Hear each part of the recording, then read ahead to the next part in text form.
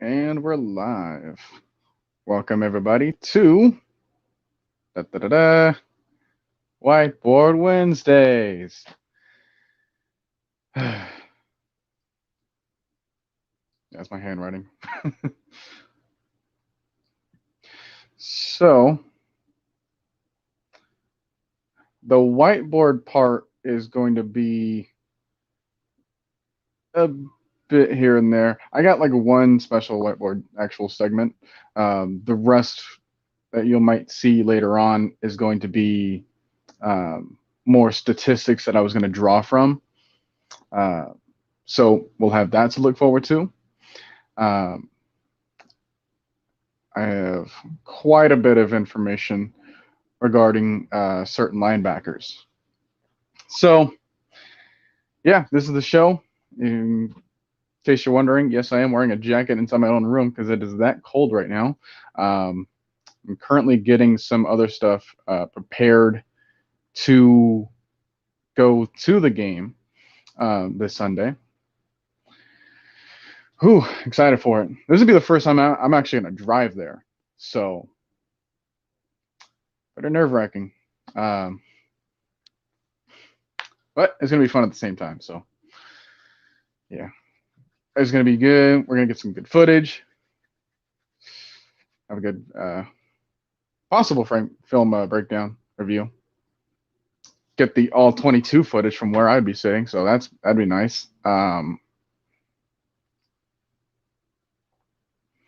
So yeah, if you're just tuning in, hey. So I saw a couple of people saying certain things about Mykal Walker and certain things about Deion Jones. You know, certain positive things about Mykal Walker and certain negative things regarding Deion Jones. Maybe saying like, hey, you should probably trade him. Try to get some value out of him in the offseason because he simply isn't doing it what he used to do right now. Now, there's truth to that, yeah. But this is a different role for him. They've mentioned this before. Like they switched his positions around. He's not hearing the calls. He's hearing it from Foye instead of having to send it off to the players. A couple of variables as far as like what he actually does on the field, right? But there was one or two games where he wasn't there, so Mykal Walker had to step up and play that position. Now, Mykal Walker was the fourth pick in the draft from the 2020 draft class. Deion was, obviously the second round pick in 2016. I want to say he was picked like right after Sua Cravens. It's ridiculous. But anyways, yeah, obviously the expectations are going to be higher for Devo in order to perform really well into this defense. The same really wasn't said much of Mykal Walker because he just didn't simply have the snaps for it in order to back up that saying about him, saying like, oh yeah, he should play more. Well, we didn't really see him, so yeah, obviously that's why we wanted to have him play more. But how has he been doing with the opportunities that he's been given, right? So that's what I wanted to figure out. I wanted to get a sample size where, Mykal Walker has his full game, and does that compare to any games that Deion Jones has had in that same spot? And I found one. So I offer you this thing right here. Can anyone see that well? I don't think I've gotten a single comment so far.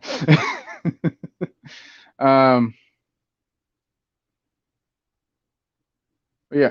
So from left to right on your screen, that's going to be the amount of plays and the percentage of plays that there were in total. How many solo tackles that they've had, how many passes defended they've had, how many quarterback hits. And then on the very right is the missed tackle percentage. All right. How's it going, King Kale? Good to know that someone's actually watching. All right. So, yeah, as you can tell, I split it up from run plays, the guy on the top at 25, Run plays, the guy on the bottom had 28. All right. You got 4s up in here as well. Howdy, howdy. Yeah, pretty even numbers, right? The yards after the catch right there allowed 37 for the guy on top, 35 for the guy on below.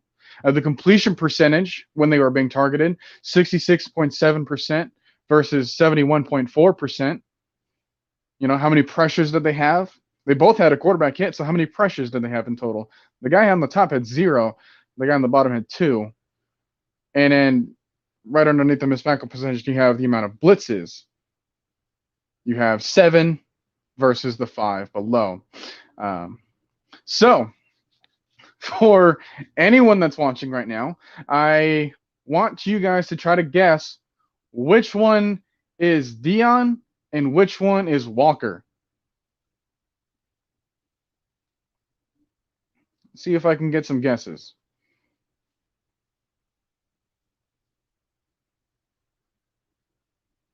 Who's Deion? Which one is Mykal Walker?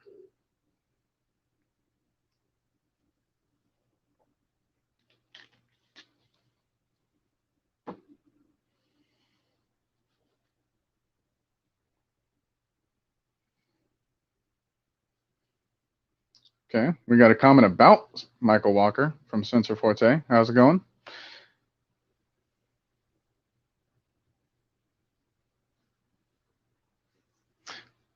All right, so King Kill has to say that the guy on the top is Deion Jones, right? Want to get that quick confirmation for you. Yeah, 76 plays. Okay. All right, Clay Melton, how's it going? Okay, so you're saying on the top is Mykal Walker. Okay.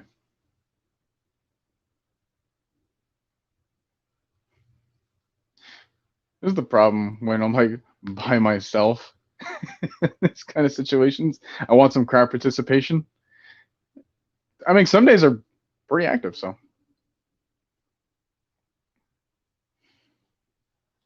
I think you guys you had your own from the call on Tyrone, his show, then you have mine. May not have gotten the notifications. I don't know, but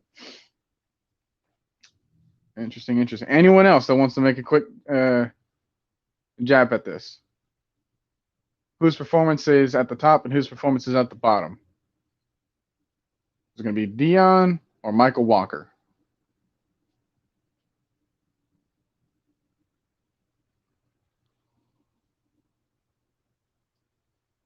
Because someone has said the right answer, obviously.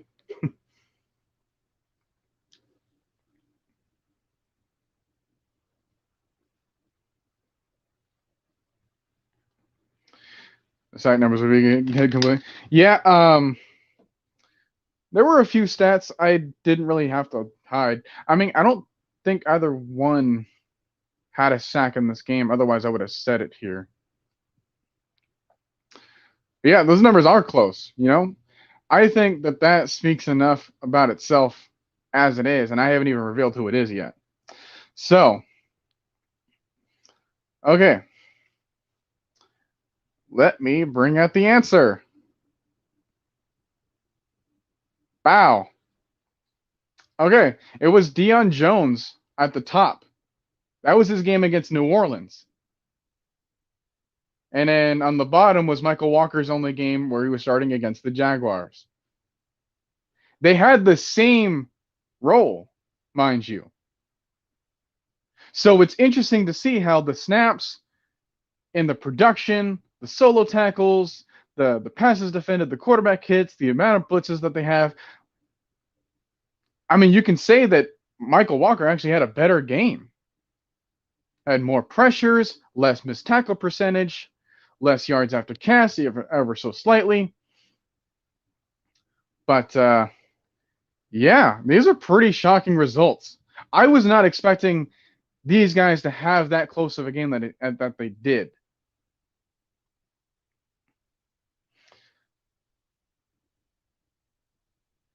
Yeah, that was pretty interesting, I thought.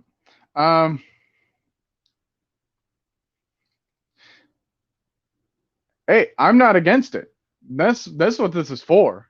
You know, when looking at the snap counts, he played 5 snaps against Carolina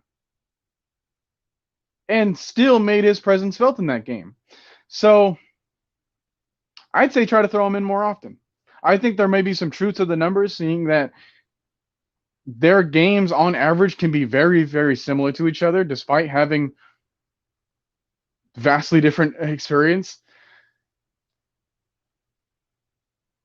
Hey, Mykal Walker is the cheaper option at the moment. I'd say give him a chance. Maybe you can do something with Deion Jones, saying that these are pretty comparable numbers. Now this is just like one game out of however many in a season. Obviously, these numbers can dip and ebb and flow, but it's good to know that they can be on the same page on any given game. Tony Wright, how's it going? He says, this is why I said in your last chat that we trade Deion Jones, who's still in his prime, for a third-round draft pick, and trade Ridley for a second-round draft pick, and that's with the 12 draft picks you've already said that we have. I think some of these guys are going to have to be for depth purposes. I think we might have a little bit more draft picks than I think we might have a little bit more draft picks than money that we can spend on each individual player. But I think that when looking at these kind of numbers, there are a couple of problems that can be fixed from within already. You got to understand that even though that we have our own draft class, this own rookie draft class right now, we've seen some pretty good things from just about everyone this season. Last year's draft class has their own resurgence this season. Everyone from AJ Terrell, Jalen Hawkins, we've had Matt Hennessy, we've had Mykal Walker, obviously. Like, these guys have all had to step up too. And then from the 2019 draft class, there's not a whole lot of those guys already. But guys up in the front, like Chris Lindstrom and Caleb McGarry. So there are a lot of young players on this team. So when I see that there's a lot of little problems everywhere, I can live with that. It's not a one massive problem anymore. It's not like, oh my goodness, like we're giving up so many passing yards, or we're giving up so many rushing yards, or we're not doing enough on either side of the ball. So I heard that this Falcons season is like the Falcons right now might just be where they deserve to be at the moment. And where this is the best possible scenario for them. Now, why am I saying that? So one way to look at it is this. Given the point differential, when we face teams that are either projected already into the playoffs or were playoff hopeful teams, it was pretty negative. Like minus 100 plus. Yeah, that's bad. But anyone that is kind of around where we are, we've risen to the occasion and beat those teams below us. So what that tells me is when the roster is about the same for both opponents, our coaches know how to elevate our roster to show that, hey, we are the better team there. But when it comes to the point where roster plus coaching still can't equate to just the bare roster of our opponent, that's where we struggle. And still, there are a few games ahead of us where we still have a decent chance of winning. I say you take a look at what we've done so far versus what we have. Like, that's a pretty good ratio there. And when you pair that up with what we can do in the future in order to solve some certain financial problems down the road. We've had a couple of discussions like that already in our Discord. I'd say that we're in a really good position right now, and we're still like in the top 10 in the draft somehow. So it's like, yeah, I mean, to be fair, a lot of teams up in the front ahead of us already have like back-to-back picks. So, let's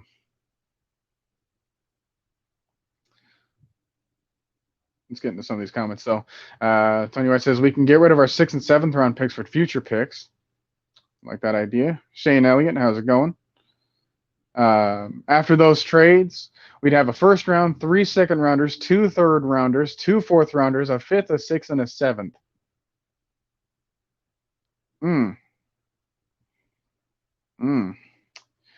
You also say we might not win on Sunday against San Francisco, nor might we win at Buffalo because of the difference in talent level. So I say might because both of these teams have shown that they're inconsistent themselves. And both of these games are away for us. You can't knock the fact that we don't have a chance here, or that we have a chance here. So let's get into some of these other things. I wanted to be able to dive into these a little bit more, but for the time being, this will have to do. So I'm going to take this down because it might be in the way. And now I want to show you guys some of the raw numbers that I was looking to look at. So what you'll see here from what I'm showing you right now is going to be all these linebackers in run defense situations. So I wanted to grab a decent sample of size as far as the types of players versus how many games and all that sort of stuff, right? So in this sample, I've taken the last 10 games that we've played and the last 10 games of this NFL season. So you have all sorts of linebackers here, right? And I wanted to make sure that I grouped them all together so that they kind of have the same role or a similar role on each of their respective teams. So while it's not going to be exactly the same, they're roughly going to be in the same position with the same assignments. So that's what I really wanted to touch on. And those in white were either our guys or Fred Warner that were going up against this season. So I wanted to pay attention to them especially. But let's take a look at some of the numbers from like the top, the bottom, and people that fall in between that, right? So if you can, put down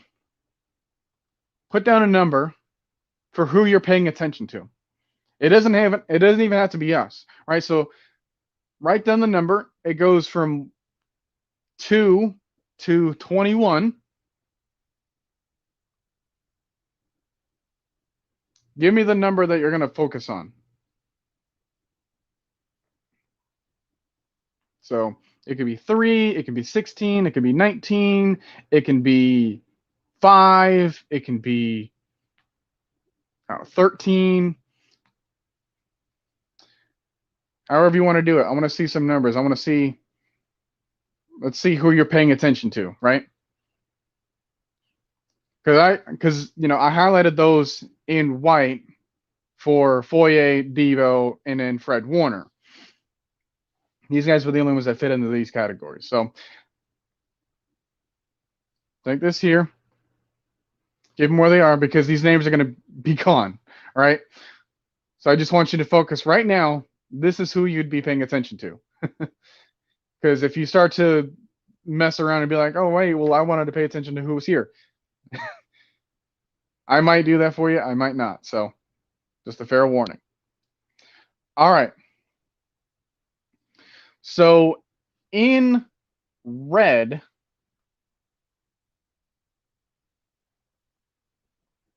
from the rushing snaps was who had the most rushing snaps. Whereas in blue, the lowest. In red had the highest number of solo tackles, in blue had the lowest. And you'll kind of see where people lie so far as where the numbers are. These are in order of a particular stat. You just haven't seen the stat yet. That's why everything kind of looks all jumbled. So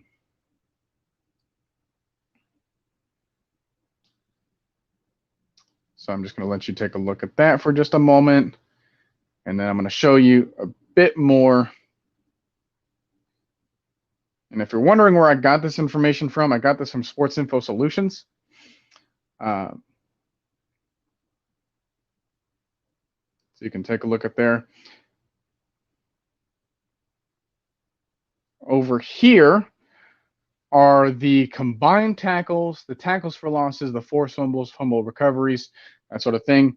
So again, in red, you had the most. In blue, you had the fewest.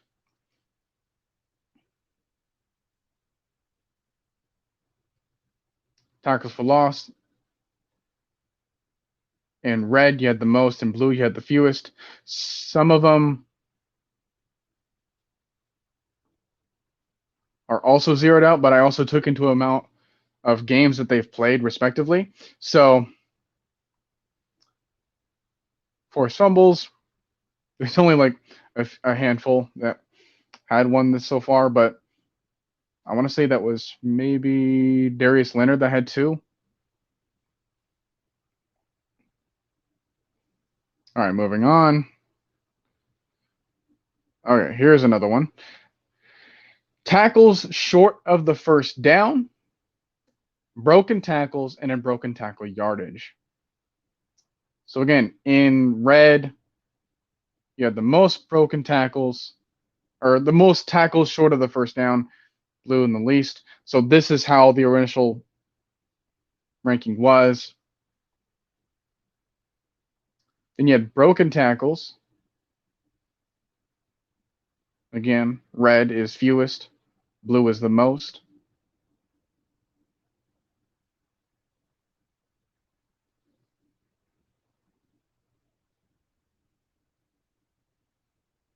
And the one last one is the missed tackles, and then any possible holding penalties drawn. So a lot of zeros in the missed tackles, which is good.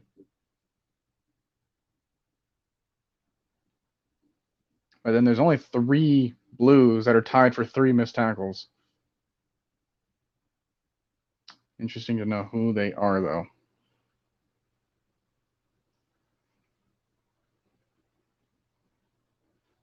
So, how'd you do? Were you able to keep up?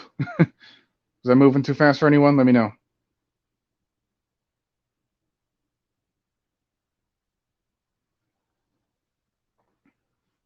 So Fred was number 16. So if you followed 16, that'd be everything that Fred Warner was, because if I put his number there, it'd be 16.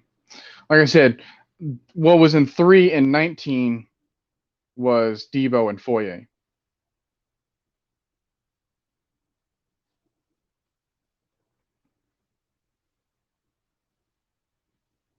So that was just some of the raw numbers in terms of stopping the run.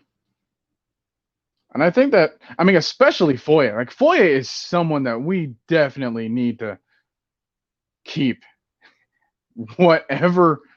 at whatever cost that is. Like, I'm looking at these numbers across the board for Foye, and they match up pretty well with those at the top and the upper echelon of like, oh, well, we consider this guy, and this guy is among like the best linebackers in the league. Foye is up there in just about every single statistic so far, and in terms of stopping the run. And these are just the past 10 games, but it's good to know that whoever has that momentum going for them, like, these games will be the ones where they will actually shine as far as their where their position is. So despite everything being relatively similar as far as like the snap counts and whatnot, I know that certain people like missed a few games more, so that's why there was a little bit more of a disparity. But yeah, when it comes to like the broken tackles, I thought that was interesting to show you guys. Tackles short of the first down, I thought that was pretty interesting. Foye had 43 tackles short of the first down. Like, that's insane. And then what I'm going to show you last are all of the plays in pass coverage. So here's the list again. Now, I wanted to do a little bit more of a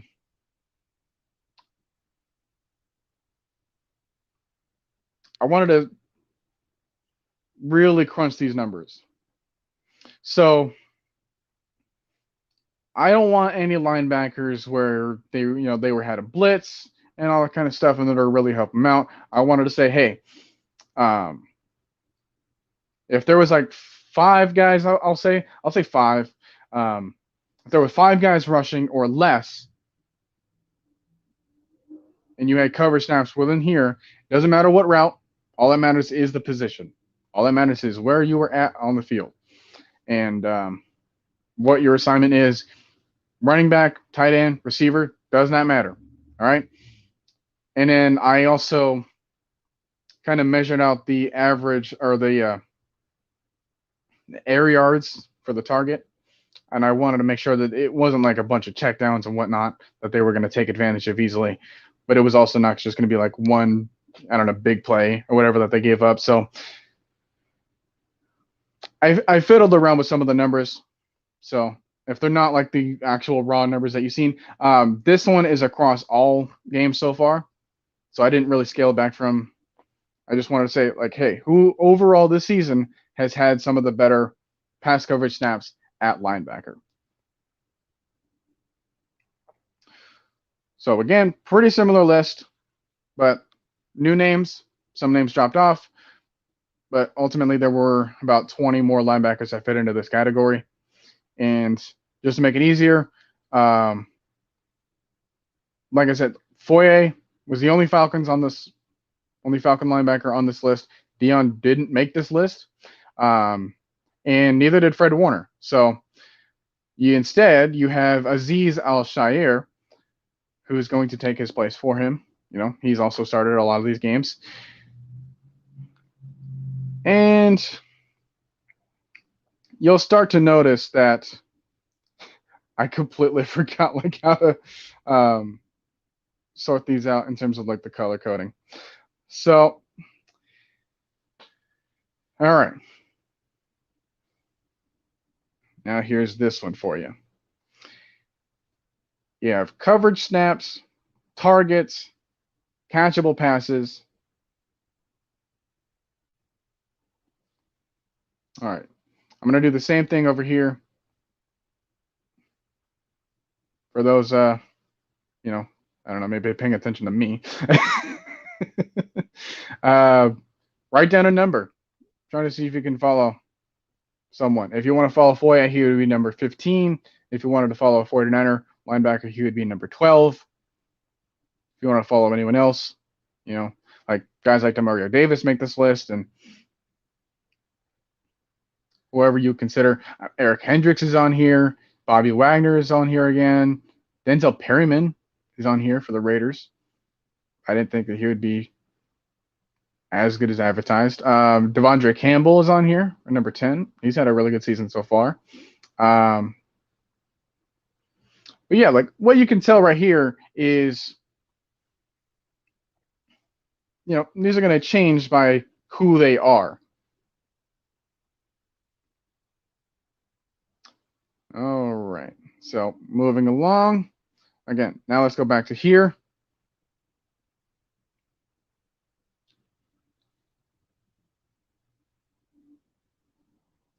And again, you got coverage snaps, you got your targets, catchable passes. And red is Foye, and white is a 49ers linebacker and Azeez. Someone's paying attention to Bobby Wagner. Just, he's the standard. Why wouldn't you?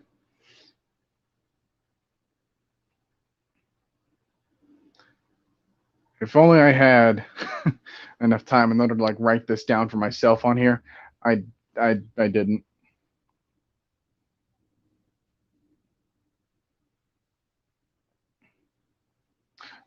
Yeah, Shane, definitely. This is why I wanted to incorporate, all the top linebackers when it comes to certain parameters. But I'm going to take that off so that people can see.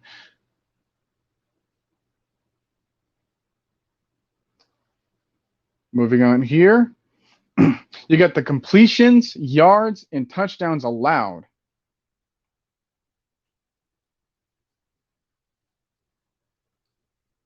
So I think in green, I did the bad stuff. And in blue, I did some of the good stuff.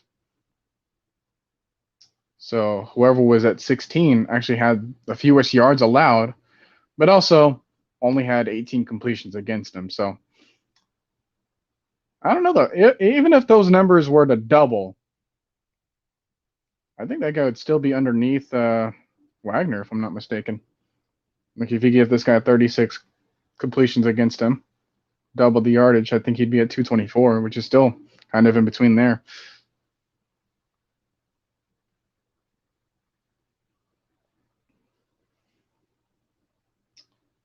Also seen that Foye may or may not be responsible for 2 touchdowns that was given up on the season.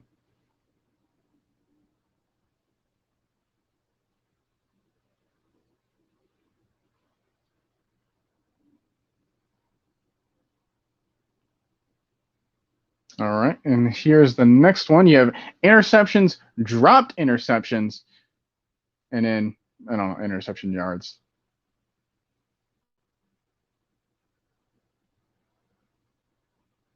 Again, whoever's at top, you have 2 interceptions. A lot of zeros on this one, but, that's to be expected. 3 linebackers have 1 dropped interception. That could be crucial. One of them is Aziz.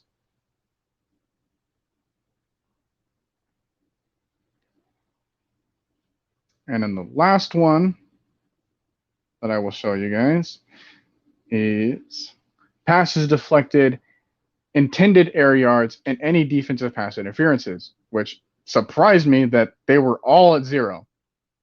So, yeah, corners and safeties are definitely getting the short end of the stick there when it comes to this defensive PI calls.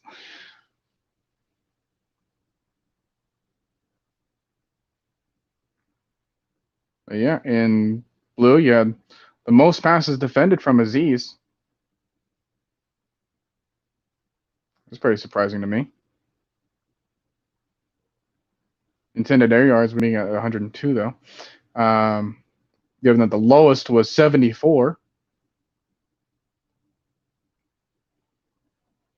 And in blue, 409 intended air yards. That is far and away the most.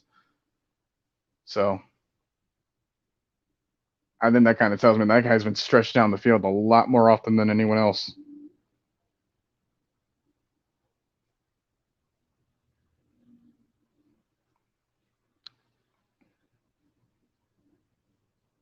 And yeah, that's about it so far. If I just get this back up on here. But yeah, that was pretty interesting to really see those raw stats like that.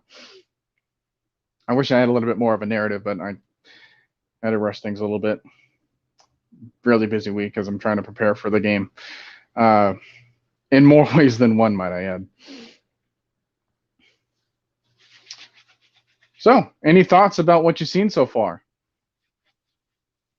Any thoughts about, what the linebackers look right now, what Deion Jones looks like that and compared to the rest of the guys, and then what Mykal Walker looks like in compared to Deion Jones?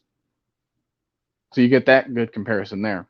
Even though he's got a very small sample size, I think if you look on a per game basis, if you give him like an average or the similar amount of starts, he could be that guy for us too. So moving forward, I trust him to be a long-term solution.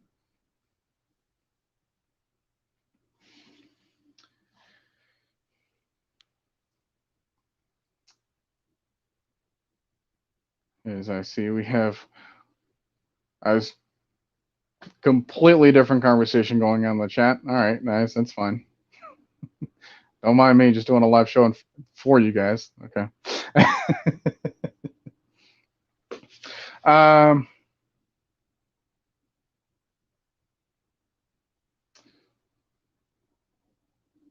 so yeah. Any thoughts? Any thoughts on this stuff so far? I think for me, well, I mean, I've already said it, but hey, what this shows me, Foye is legit, right? He hung up there with the likes of, Bobby Wagner and them. Those numbers weren't too far off from each other, if you really think about it. The only other number that I wanted to include here that I didn't get a chance to, but I still looked it up for you guys, was in defending the run, what was the average amount of yards allowed before the tackle, right? So, looking that up on Sports Info Solutions, I come to find out that on average, Deion Jones actually has his average at worst 3 yards, but at best about 2.2 yards past the line of scrimmage.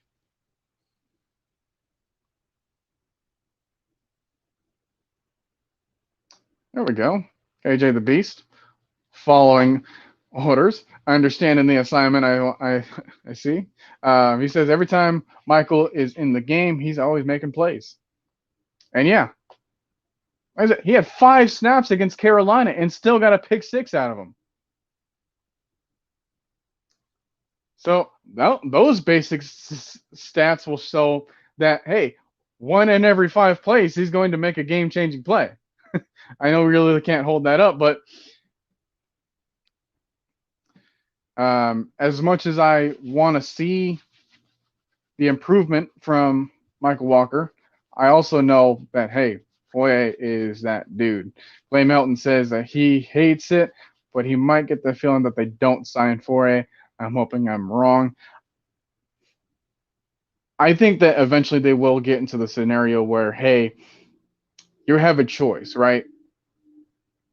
You take a look at these linebacker positions, saying that, hey, one is going to ask for money, the other one's going to ask for even more money. You got to make a sacrifice here. And I think they're both smart enough in order to understand that, hey, matching production, pound for pound, Foye has been the better backer. At least for this season, given their respective roles. Now, you switched them last year, right? Debo was the play caller. Foye was the guy to receive the play calls from him. And there really wasn't that great of a disparity. But even then, like last year, we wanted to say, hey, Foye was doing really good in those spots too. So I think you really pay this man. I think if you have to have anyone walk out the door right now, it might as well be Deion Jones, because you have a really good replacement for him right behind him, and Mykal Walker already on the roster, so you don't have to draft him, you don't have to trade for him, you don't have to really train him up and let him wait until he gets the proper snaps. I think he's already here. Now, what's going to be the tricky part is finding out everyone else on the defense, especially the front 7.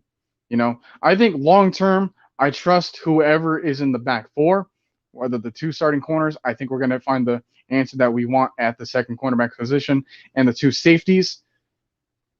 We've seen some really good production from both Jalen Hawkins and Richie Grant, so that'll be good to know. I don't know if we're going to keep either one of either Harmon or Harry Harris, and I ran the numbers about both of those too, right? This wasn't really about them, but I'm going to say that, to my surprise, I didn't really have a strong opinion either way, but to my surprise, Eric Harris has been being significantly better than Duron Harmon. Even though Duron Harmon has 1 interception, that's the only stat that he has to say over Eric Harris. So, believe it or not, it actually was a pretty significant loss. Now, am I going to sit here and say that Eric Harris was a good or great safety? Time will tell, but this year, is he going to be in the likes of like a Jesse Bates or Justin Simmons or Tyrann Mathieu? No. All right, so is he going to be someone that we're going to have a hard time replacing? I don't really think so. I don't really see it that way because I've already kind of seen it again from who we have behind these guys. So, really good thing so far. And the fact that they're all young, my only concern might be that they all might be asking for a certain amount of money that we may not be able to give to them. Although the cap is increasing significantly too. We will be getting a TV deal. Things will be going back. And obviously inflation exists as well. So might I see a scenario where we keep a lot of these core guys and make some of these guys our new nucleus moving forward? I see that a lot too. And on the offensive side of the ball, it's, again, pretty similar story. Now, what's different about the offensive side of the ball is some of our marquee guys are 30 and above in the likes of Matt Ryan, Jake Matthews, Cordell Patterson. These guys are significantly up there in age. I don't know about Jake Matthews, though, considering that Andrew Whitworth is playing at 40, which has honestly never really happened. And he comes from a family where of true longevity. So I don't really think I have a problem with him.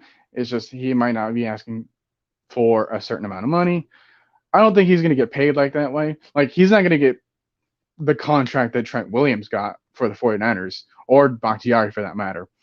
But because he might not be in that regard, that might benefit us moving forward because we know when watching him that outside of there are a few, but they're poorly timed penalties, he's been holding it down too. Chris Lindstrom, one of the only few guards that actually hasn't allowed a sack, which I thought was kind of, I don't know if I completely trust that stat given my own film research, but I'll give him a pass. Richard Kelsey, well, hey, welcome to my conversation. You're saying keep Grady at all costs too. Yeah, love him. Playmaker, on wherever you put him on the defensive line. You just got to give him that extra help. And I think that he wants to be here too, which is really good for us. So, Shelly says, I know y'all don't want to hear this, but I would trade Grady as well. Oh, jeez. Yeah, I can see why you wanted to say keep Grady, but we could get a late first-round pick for him and get Jordan Davis to be the nose tackle. I don't know if going from Grady to Jordan Davis would be the improvement that you might want. They're both good, but they're both good in different ways, like very different ways. What I've seen from Grady so far is going to be what you would have to sacrifice from getting Jordan Davis. Grady gets off the ball really quick, really explosive, constant motor. He's pretty much on the field all the time. And you can move him wherever you want on the defensive line. You're going to have to sacrifice pretty much all of that if you want Jordan Davis. Just saying, I don't think that would be the same way to compare the two.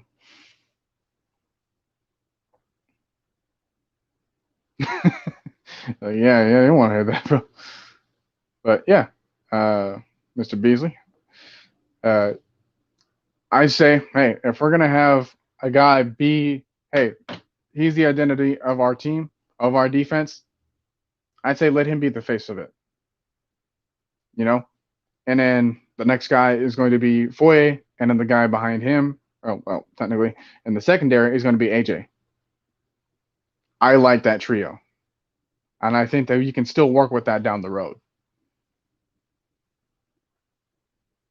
Now, if anyone, give him someone on the outside, which I heard that this draft class is really, really deep when it comes to that. I'd be liking some really good things from there. AJ the Beast says, honestly, what I would do is re-sign Foye and try to get a pick for Deion in the offseason with more O-line or D-line help. Even though I love Jones, but I'll end up starting Mykal starting next season. Yeah. I'd be fine with that too. Probably more defensive line help than offensive line. I think because I say that the defensive line is getting, they have more veterans, is what I'll say. And at this point, there's no excuse as to why they're so bad and why they're still starting. There's no excuse for that. So it's like you have to replace them guys first. All right. Everyone on the offensive line, apart from Jake Matthews, is really young still. So give them their time. They're going to work out their kinks, and things will be fine there moving forward. Because we can have these games where, hey, Carolina was still a pass rush and still a front four that we were afraid of back in, I don't know, week 8 or whatever. And then we really couldn't do much against them. And then when they were against us on that game, they went for over 200 yards. Now we let them go for under 100. I think that you're seeing significant improvement. The fact that we beat them in rushing yards when we knew coming into the game that that's all they were going to try to do, that speaks volumes. All right. Knowing that we can face a team where we go in thinking, hey, this is what they're going to do. We expect that. They give it to us, and we still stop it. That's what we've been seeing. Even against Tampa Bay. Despite the loss, we hung in there as a team. And you might say we need to draft a pure, not a tackle, and move him in the guard, not a guard and move him to the tackle. Draft a pure left guard and a running back with the 2 second-round draft picks that we do have. I'd be fine with that, unless, picture this scenario. I don't care who you want to try to get in the first round right now, but in the second round, both of those picks, edge rushers. I think there's your duo right there. That's your duo that you've been missing this entire time. Whether or not you want to keep Fowler here is, that'd be up to them. I want to try to get some younger guys that still match them in terms of talent, but is a little bit more money friendly for us, if you will.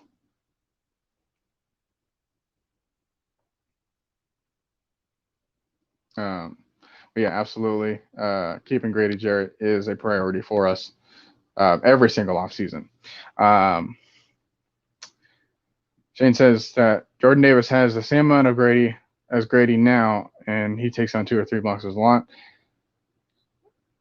I mean, they kind of both do, but I agree with you then that analogy. Trade Deion Jones as we have Mykal Walker to replace him and re-sign Foye to a long-term deal. Yeah. Nathan, how's it going? You're saying shit. Well, sorry, it's not for me. I was trying to say that too, and there were a few mock drafts that had certain wide receivers fall to us. I think that's going to be a very iffy pick right there. It'd be very controversial yet again, if you can, if it's possible, what I would try to do with that first round pick, try to find your next Cordell Patterson. He's not going to stick around for long. But once you get a guy into that building that says, hey, guess what? You are our next Cordell Patterson, and we're going to have Patterson in here in the room so that we both know that we can kind of feed off of each other as far as like what you want to do moving forward. if that's possible. Now, if it's not possible, then say maybe go somewhere else. Maybe you want to grab the center, to completely revamp the offensive line from that perspective. Try to get someone that doesn't, get pushed back 5 yards on every fourth down play. Do you want to get a corner in that first round?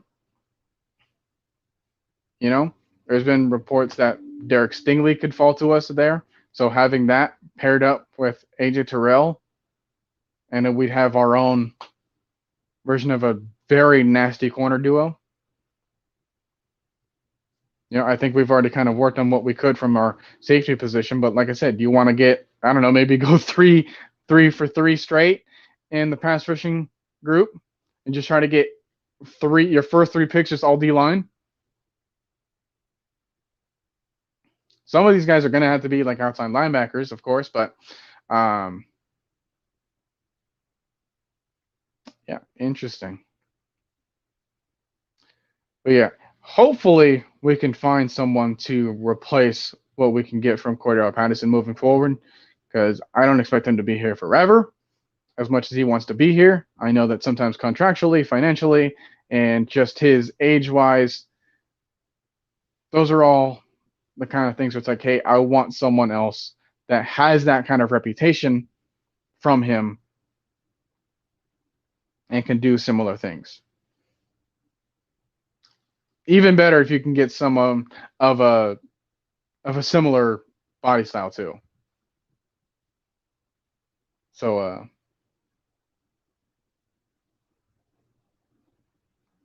see here. Hey, Mr. Motivator. How you doing, my man? Yeah, Jordan Davis 6'6", 350. Grady's about 6 feet. I'd say maybe like 310. But that's not a matter of saying that Brady's undersized, because if you want to get technical, Aaron Donald's very undersized too. But that's not really stopping him because he's got the techniques mastered. And I think that's where Grady is trying to be in the best way that he can. Do I see Jordan Davis ever really doing that? You want to be hopeful, but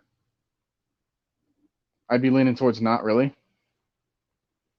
Albert Bennett, how's it going? He says, I would rather go either O-line, probably not, go online because you're already here, or cornerback. The edge class is deep all the way to the 5th round.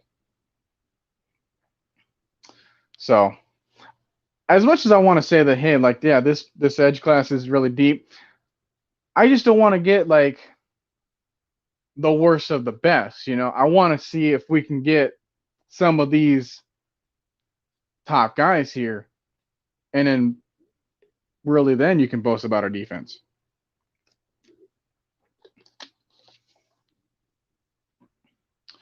I've seen this one video earlier today about AJ Terrell and about all the things that he does as far as a role in our defense, and how he makes everything else seem a lot simpler for the other guys to do because of how aggressive and how physical he can be, but also how often it comes in his favor. So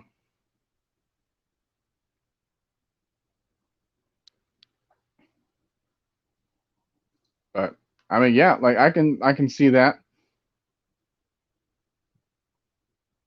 But if it's at the cost of getting rid of Grady Jarrett, ooh, I have a tough time rebuilding that locker room, is all I'm saying.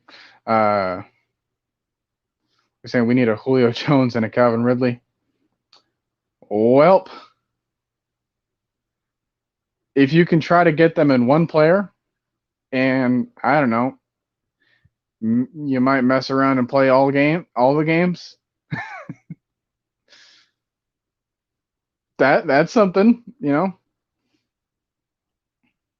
saying.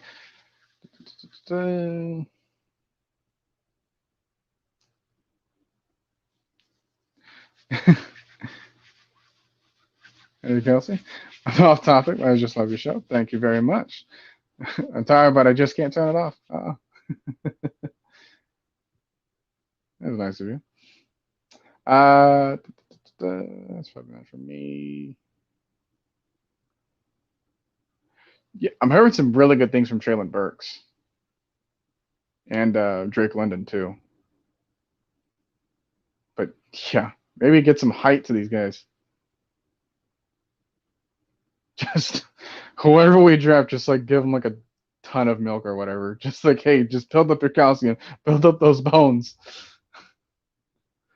If we make those 2 trades, we'll have a third second-round pick and a second third-round pick to fill draft needs.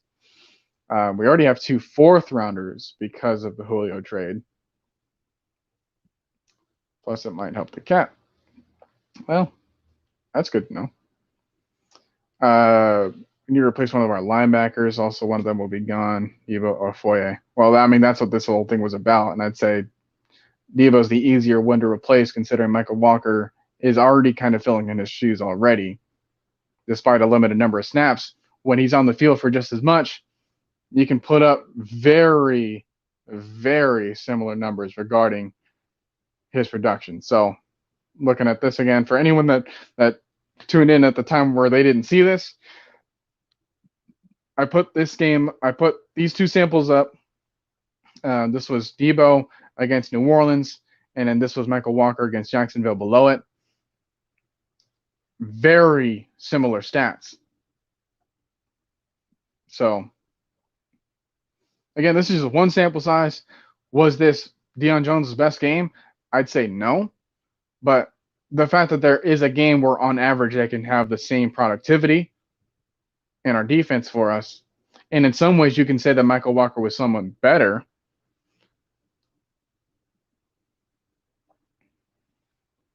So there's that for you. Let's get back over here. Future's really, really bright at safety with Jalen Hawkins and Richie Grant. Yeah. Again, how young they are. I do like that. You know, they're not going to be like the first round draft picks and expect all that much money, but it's going to be rather the productivity that they bring. So, yeah, Reggie Kelsey says, we need to work on this defense. I'd love to see teams with shutdown defenses, and again, keep But yeah, I mean, we might get to the point where we're going to be a defensive team for once in our lives.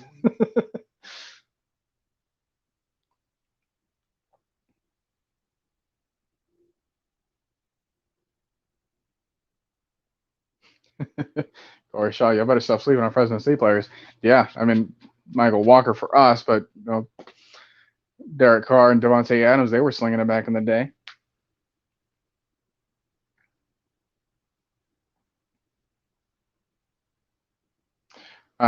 What's not shown is how well the opposing linemen are the Saints in Jacksonville.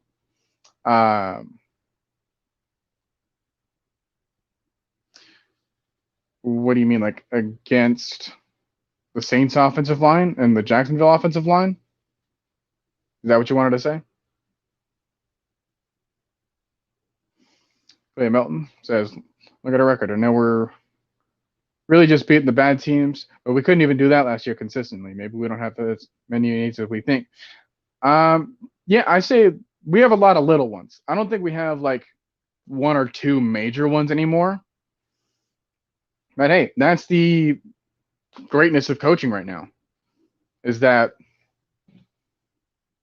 you know, hey, if the roster's even, our guys are going to edge it out because that's how we were coached. We were coached with a lot better discipline in certain situational football. And although we've had a few games where we definitely needed to allow our opponents to score less points in the fourth quarter than they ended up doing. If it's a 1-score game, I have more confidence in us and that we can get the job done. Because I've seen more examples of that going in our favor than actual losses. I do like that. Sean Elliott says to say, Sam Williams from Mississippi would be a good steal in the later rounds in the draft. He gets off the ball very fast, but he could be another Vic. Well, if he's a Vic Beasley type and we get him in the later rounds, I'd be fine with that. It's just a lot of people had a lot of flack to say about Vic Beasley because he was a first round pick.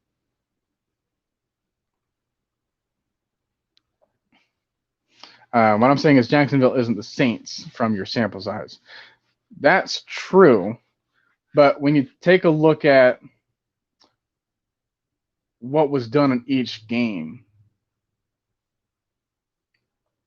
what was just their base assignments, because you might say that, but James Robinson is no slouch at running back. And if we can make a team look bad against us, that's all the more reason to praise the guys that we have right now. So knowing that our opponent can give us a similar production value for our linebacker. I don't even know what I'm saying anymore.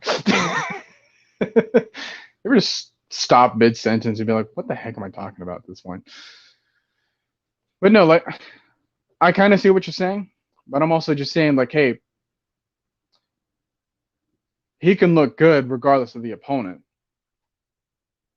And if you want to say that, well, he didn't do good against this team, again, Mykal Walker averages about 5 or 7 snaps per game. So his only game where he was able to do anything, for him to put up any sort of statistical value, the same as Deebo, in a very crucial game, I like that so far. Is this going to be the norm moving forward? Hopefully not. Maybe it's better. Like, look at the productivity from another 4th-round linebacker that we had in Foye. So I trust the linebacker group, especially because of how well they've been built so far in this defense. And at that point, it won't really matter about who our opponent is. Because even if you want to say that, you also have to take into account that we were looking pretty good against New England. To make that a close game, for them to force a bunch of field goals. I don't really want to talk about the game offensively, but defensively, we made that a relatively close game too. So it's like that wasn't as much of a blowout as that could have been. And even in this game, like, if we could solve some of our offensive issues and punch those drives into the end zone instead of having to rely on 3 field goals from Younghoe Koo, this game isn't even close, right? And we had a few more opportunities from this Jacksonville game too.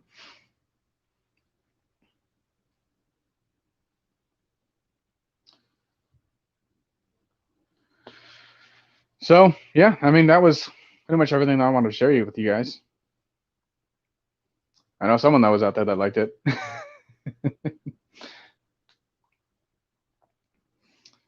It's yeah. On a scale of 1 to 10, how would you guys trust Mykal Walker? Let's say we got rid of Deebo, we got some trade value out of him. I don't know what that would be. Maybe that's my next question. What would you guys reckon we could possibly get? Best case scenario. I don't know about best case scenario, but realistic scenario. Like, what do you see us trying to get for Deion Jones? And then scale of 1 to 10, how confident do you feel about Mykal Walker?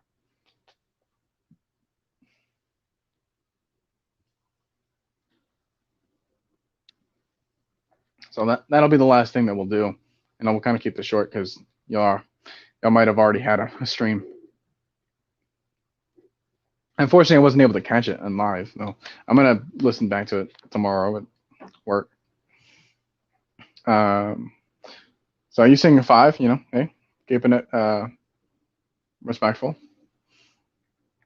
Would you trade both of the 2nd-round picks to come back into the 1st round? And if so, who would you trade? Who would you pick with both 1st-round picks? I don't know. I don't know for either one, right? If we have 2 1st-round picks,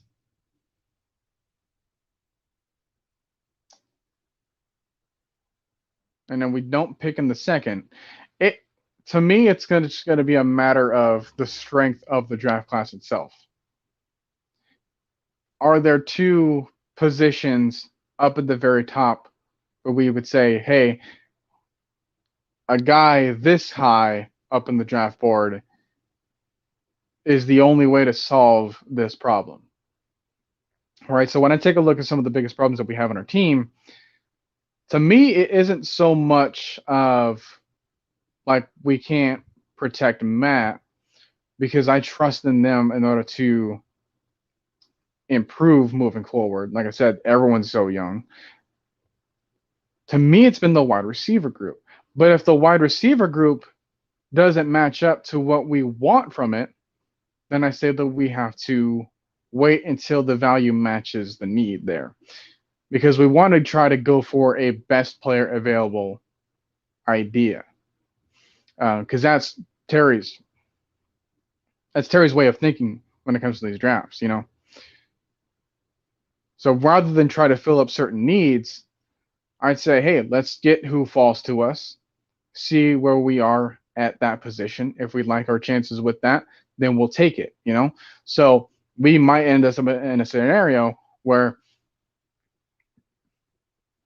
we might not only have like 3 wide receivers on the roster, but then we take a corner. You know, it's like who was the better player there versus who was the biggest need for us. Whenever you try to reach for a need that might sacrifice your ceiling as far as the talent in the draft class. So that's kind of what I'm thinking on that. But overall, you said 7. Okay, feeling all right about him. Nathan with a 5. Dre Murphy with a 5. Everyone's been, you know, I'd say at best it averaged to about a 7 or about a 6. But yeah, like that's what I'm kind of thinking. Like if you want to take a wide receiver or a corner for both of them, maybe go corner first and then receiver. But these positions, they're also really known for. I would probably suggest like a higher draft bust rate. You know, think of these recent corners and these recent receivers. A few of them hit, but a few more don't. But I don't think that the safety there, like trying to get the highest floor, would really help us out here. Yeah, the nation saying our problem lies in the trenches on both sides of the ball. If we build there, we can build elsewhere. I agree. But I'd say build more on the defensive side first, then the offensive side. As crazy as that sounds, again, I like Matthews. I don't think he needs to be replaced right now.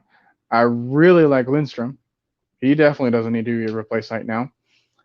I'm liking Mayfield there at left guard, especially when it comes to run blocking. And he'll take his lumps eventually in the pass blocking game, but you know that's to be expected as a rookie. McGarry has stepped up to the point where I don't think people have really been paying attention to him.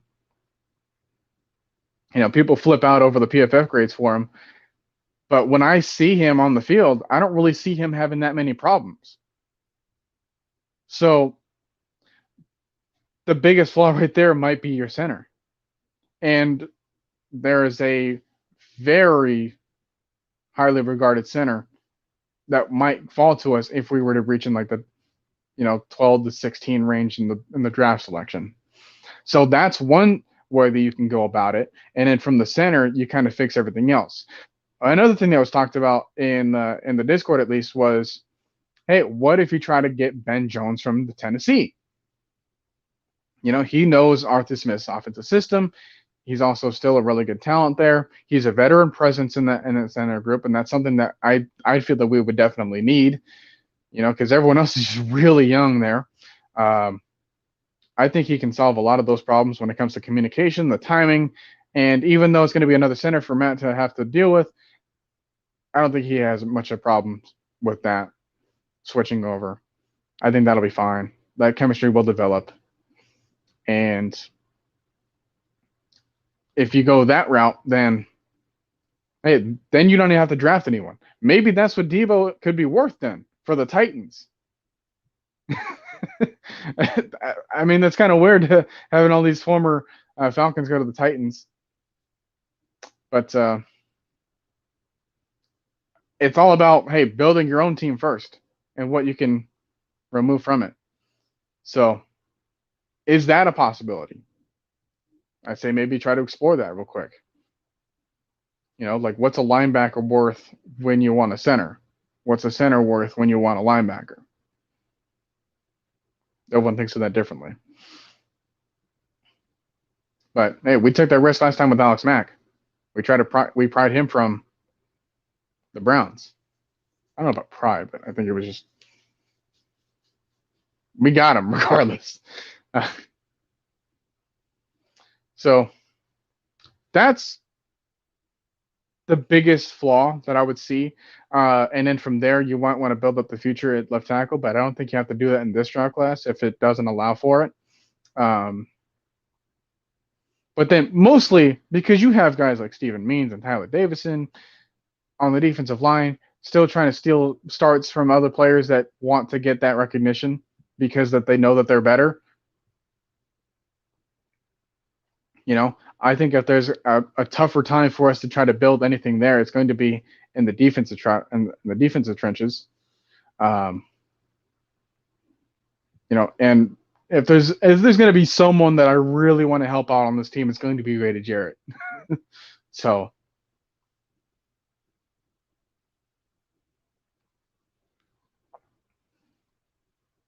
Robert Bennett, all the way to 7. So, yeah, average is about a 6 on the confidence scale for Mykal Walker. Clay Melton says, I really want a legit defense or a legit edge someone on the other team has to game plan for. And that's what I'm saying. Like, yeah, you can have a deep draft class in a certain position, but you really can't boast if you have, like, the 4th-round guy when everyone else has, like, their own 1st and 2nd rounds. So I don't want to have to wait too long in order to get those edge positions, because those are the biggest needs for us defensively. But it's just who, though. And then getting them to work together on the outside, finding anyone up the middle. Could we resign Anthony Rush and Mike Pinnell in order to be our would-be Jordan Davis, if you will? There's an idea. I trust the linebacker group. I just wish that we could fill up that spot a little bit more. And then from there, get all your offensive weapons that you can. Get your wide receivers. Get your running backs. Maybe do you want to get some more your running backs first and then wait until you get the proper pick for the wide receiver then? I think that's kind of what Tennessee did.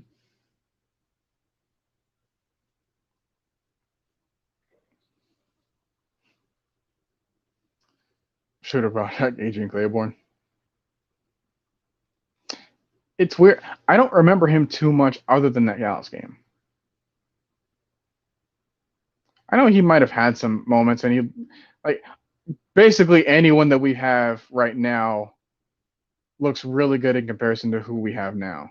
Like anyone that we would have had in the past. Like if I bring up, oh, maybe we should bring back Pat McKinley. It's like, yeah, he looks good, but that's not saying much because of who we have currently there. I don't think, when you want to talk about guys you have the game plan for, Adrian Claiborne is not one to come to mind.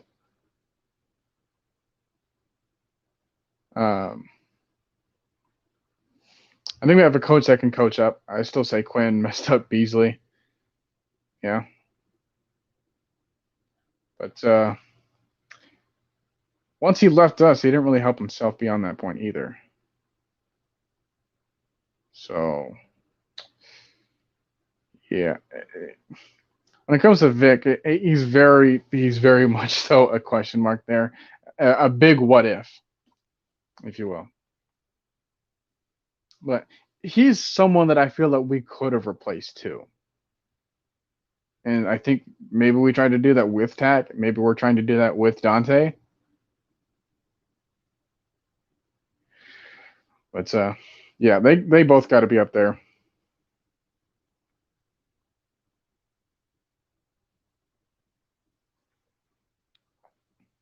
To me, Adrian Claiborne was like what John Abraham had.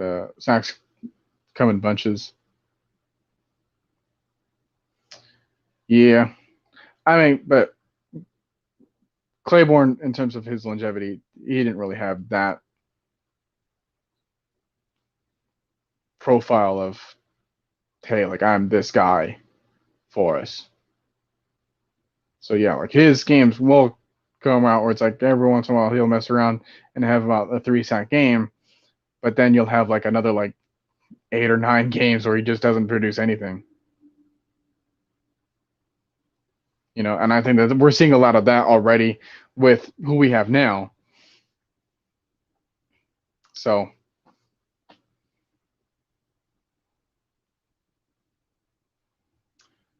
but yeah, that's gonna pretty much wrap up my show right now. I still have quite a bit of stuff that I want to do. I Whether or not we do a stream on Saturday night is still up in the air at the moment. I might not be there, but maybe there might be a show prepared. So whoever wants to try to tune into that one, make sure you probably request it. Because if not, then it's not going to happen. Unless Davon and maybe Maggie, maybe they two, those two duke it out in the conversation. I don't know. There might be a good chance where I might not be there because I'll be busy resting up and trying to make sure that I wake up early.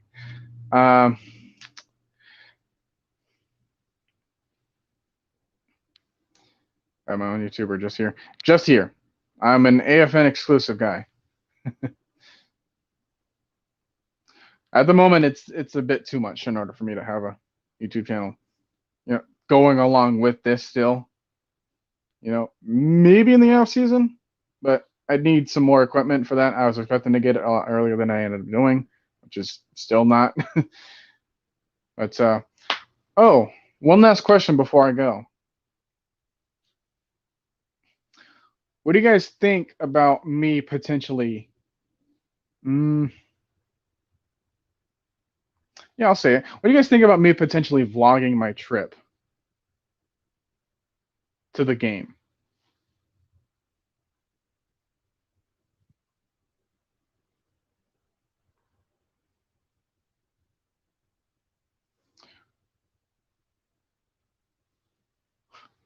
Mucho Grundy.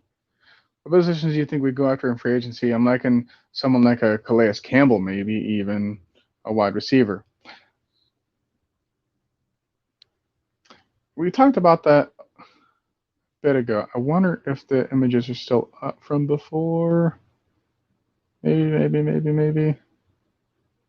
Please. They took it off. I might be able to find it. We had this discussion a little bit ago. It really kind of depends on who leaves for us.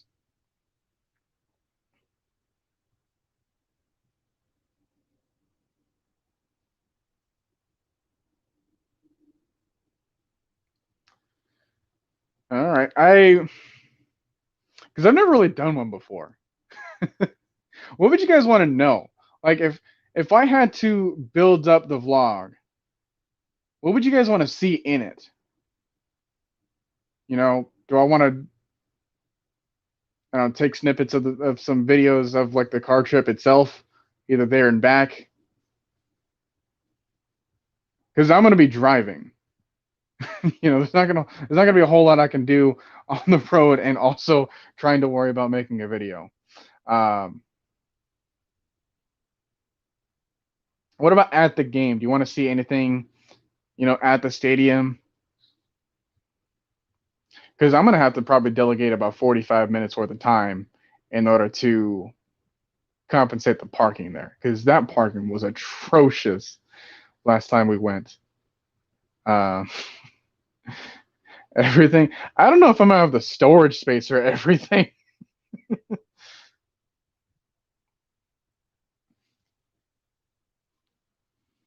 So maybe I can scrunch up something together and put it in video form and have it on here. Maybe only on AFN. It's probably what's going to end up happening if I were to do it. I might need to think about it a little bit more, but if I get enough people asking for it, that might convince me.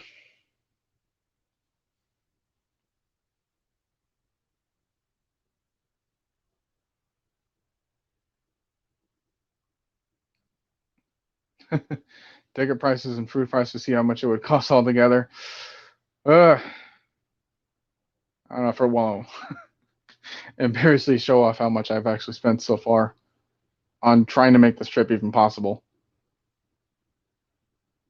Oh yeah, you better believe I'm gonna get snippets of the game, but it's just like before and after anything, any antics that you might want to see before that, because if it's just the game, it don't evening matter to me, bruh. It done evening matter to me. But I mean, I get it. Just trying to see.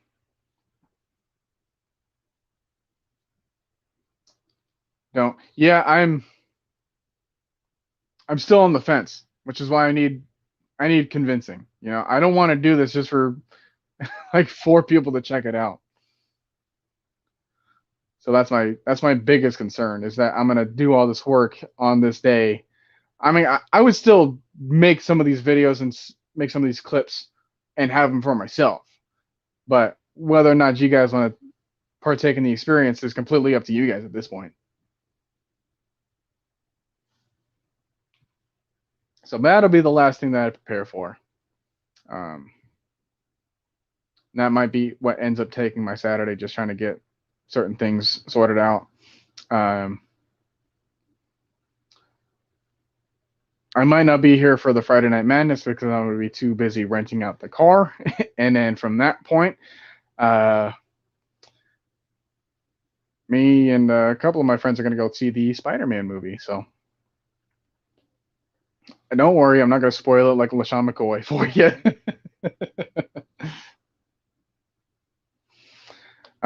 But yeah, that's about the updates that I can give to you guys from there.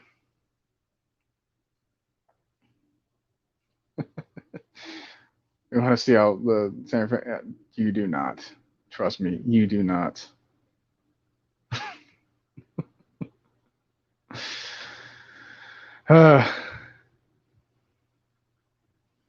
Bridget out here trying to get me jumped.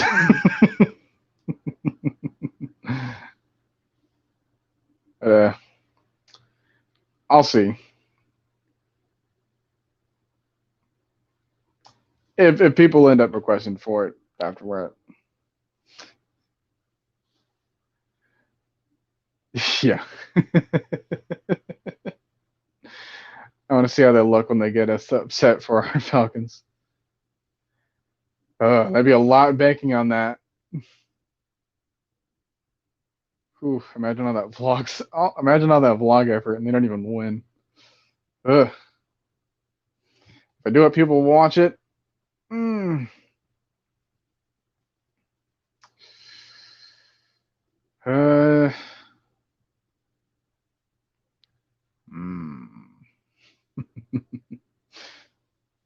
That's the one, so I can go to Rush Entertainment and talk my cheese. You do you, man. All right, well, slightly leaning towards yes. I'll say on the vlog idea. Like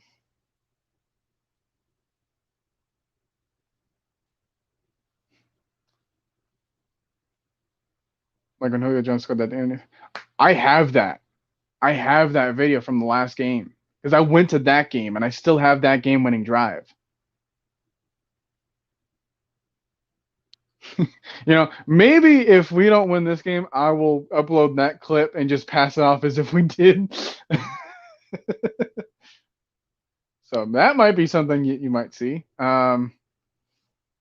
Well, just look at it as I was talking about with the prices and all. If someone was looking and thinking about going to the game, you can give them a price and could be educational to someone. A few other people will come. Play-by-play commentator on YouTube for anything related to the Bay. I couldn't care less about these people in the Bay Area. And I'm the closest one to these guys, so I'd really have to be banking on this idea, though. So, and then for this one about being educational, I do like that idea, but unfortunately, prices might be vastly different. So it's like this is what it would look like if you wanted to go to a 49ers game, if you will. Like I'd have to put it in that way. Because every stadium has their own set of prices, the parking has their own set of prices, and then whatever amount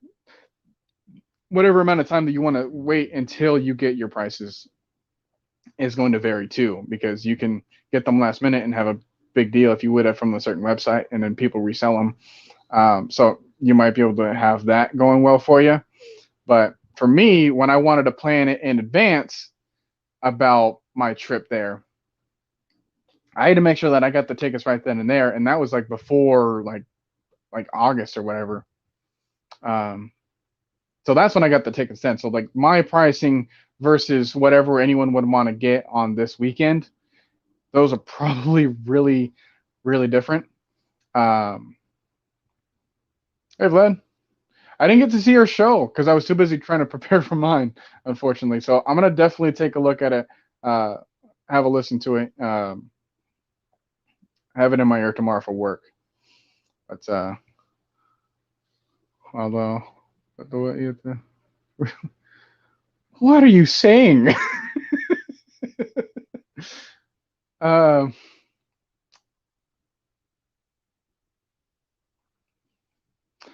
Vlad, since this is your intro here, what I want to ask you, because I just asked these fine folks that are tuning in, because I'm going to be going to the game this Sunday, and I want to see if you guys want a vlog of what it's like to be over here in California, and possibly going to that Levi Stadium. Because I'm kind of leaning on the fence towards not doing it, so I might need some convincing if anyone wants it. I'm definitely going to get my own clips on the game, but it's just before and after, how much do I record, because I'm not the type to record. Crazy as that sounds, right? I'm not the type to record myself doing a bunch of stuff. So.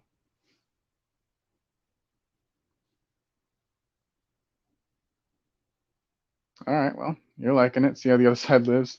Very expensive.